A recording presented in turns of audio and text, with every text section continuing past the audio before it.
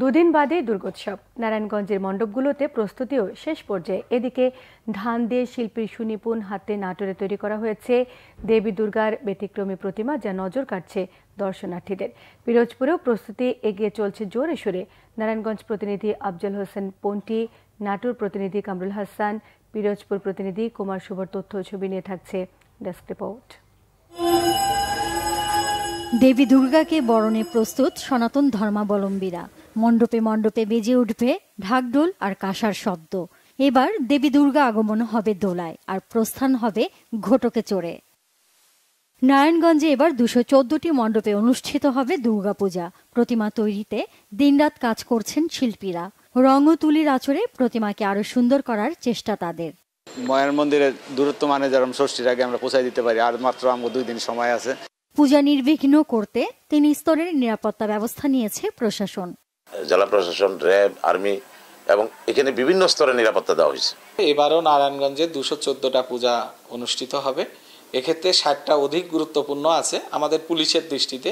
আমরা আশা করছি দুর্গাপূজা অন্যান্য বারের মতো নির্বিঘ্নে এবং উৎসব মুখর পরিবেশে সুসম্পন্ন হবে। এদিকে নাটোরে পূজা হবে 7টি উপজেলার 350টি মণ্ডপে।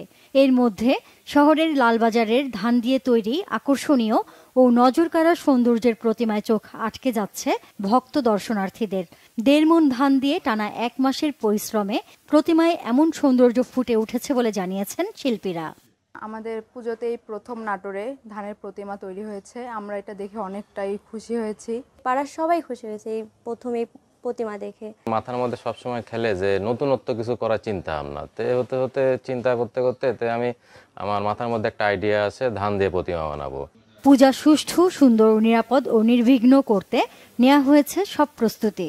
এই দুর্গা উৎসবকে সাফল্যমণ্ডিত এবং উৎসব মুখর করতে যত রকমের প্রস্তুতি দরকার জেলার পক্ষ থেকে গ্রহণ করা হয়েছে। অতীতেও যেমন পুলিশ প্রশাসনের সার্বক্ষণিক উপস্থিতি ছাড়া আমরা নিজস্ব কর্মী বাহিনী দিয়ে, নিজস্ব ভলেন্টিয়ার দিয়ে পূজা মণ্ডপে নিরাপত্তা বিধান করেছি।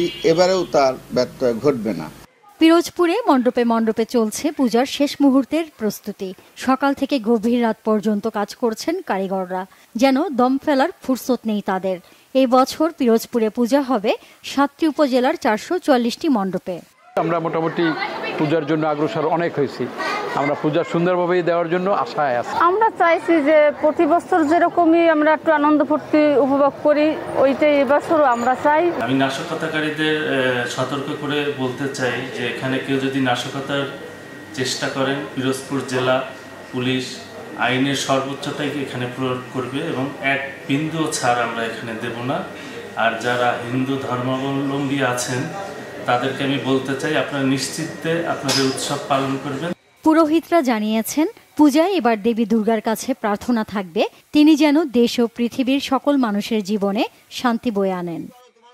Naznin Akter, Bangla Vision, news desk.